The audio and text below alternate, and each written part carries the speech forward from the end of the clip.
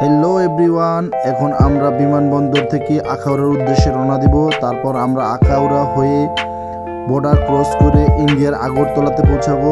তো আগরতলা পৌঁছানোর পর দেখা যাক, আপনাদেরকে নতুন নতুন জায়গা দেখাবো।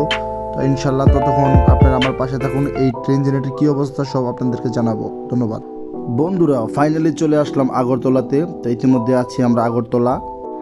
1947 সালে ভারতের অন্তর্ভুক্ত হওয়ার আগ পর্যন্ত এই ত্রিপুরা শাসন করেছিল মানবিক রাজবংশ।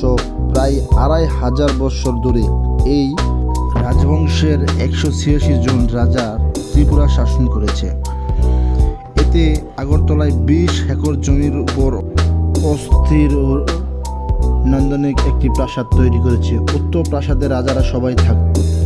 আরও জানা গেছে 1901 সালে দিকে তৎকালীন রাজা কিশোর মাণিক্য এই বাড়িটি তৈরি করেন। রাজবাড়িটি খুব পরিষ্কার, খুব পরিচ্ছন্ন এই রাজবাড়িটি।